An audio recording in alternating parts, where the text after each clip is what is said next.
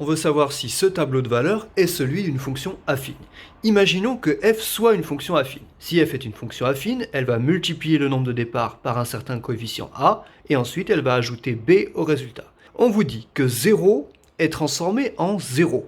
Donc, forcément, 0 fois quelque chose, ça fait 0, et ensuite 0 plus quelque chose égale 0. Ça veut donc dire que le coefficient b vaut 0. Donc si f est de la forme x transformé en ax plus b, si b vaut 0, c'est que f est la fonction qui transforme x en ax. F est la fonction linéaire de coefficient a. Donc ce que se contente de faire la fonction f, c'est multiplier chaque nombre de départ par un certain coefficient.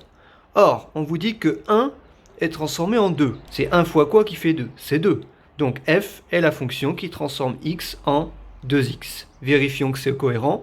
2 fois 2, 4, 3 fois 2, 6. C'est bon. Ce tableau est donc bien celui d'une fonction affine, puisque les fonctions linéaires sont des cas particuliers de fonctions affines. C'est 2x plus 0. Pareil ici, supposons que h soit une fonction affine. Vous savez qu'elle transforme 0 en 2. 0 fois quelque chose égale 0, 0 plus quelque chose égale 2. Ça veut dire que le coefficient b vaut 2. On vous dit que 1 est transformé en 4. Comme la dernière étape c'est de faire plus 2, ici on avait donc 2.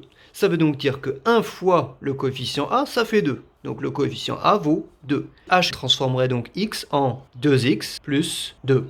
Vérifions que ça marche. 2 fois 2, 4. Plus 2, 6. Ça marche pas. Si ce tableau de valeurs était celui d'une fonction affine, il faudrait que 2 soit transformé en 6, et il faudrait que 3 soit transformé en 3 fois 2, 6, plus 2, 8. Donc ça ne marche pas. Ici, on vous dit que f de 0 est égal à 3 et f est une fonction affine. Donc toujours la même chose. Si f de 0 est égal à 3, ça veut dire que le coefficient b, c'est forcément 3. 0 fois quelque chose égale 0, plus 3, 3. Donc on a déjà le coefficient b. Donc déjà, f de x, c'est coefficient a fois x plus b. Le coefficient b, c'est 3. Il manque donc le coefficient a. Pour cela, utilisons la deuxième information. 2 est transformé en 5. Donc, avant d'ajouter 3, on avait donc 2. Donc, on a 2 fois quelque chose qui donne 2. C'est forcément 2 fois 1 qui donne 2. Donc, le coefficient a vaut 1. f de x égale 1x plus 3. Autrement dit, f de x égale x plus 3. Voilà l'expression symbolique de f. On se souvient que la représentation graphique d'une fonction affine, c'est la représentation graphique d'une fonction linéaire qui a simplement été montée ou descendue. Ici, cherchons déjà à déterminer la pente de cette droite, son coefficient directeur, c'est-à-dire le coefficient a de la fonction affine. Prenons par exemple ce point, qui est net. J'augmente son abscisse de 1. Je me retrouve ici. De combien l'ordonnée est-elle descendue pour aller jusqu'ici?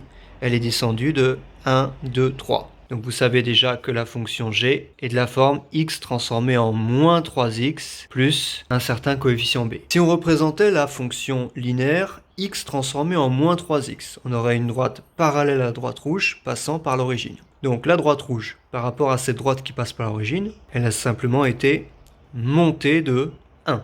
Donc c'est moins 3x plus 1. Le coefficient b, on le lit toujours ici. C'est l'ordonnée du point d'intersection de l'axe des ordonnées avec la droite. C'est la raison pour laquelle, pour une fonction affine, x transformé en ax plus b, le coefficient a, on l'appelle toujours le coefficient directeur, ou la pente de la droite, qu'il donne sa direction. Et puis le coefficient b, on dit que c'est l'ordonnée à l'origine, puisque c'est l'ordonnée du point d'intersection de la droite avec l'axe des ordonnées, au-dessus ou en dessous de l'origine.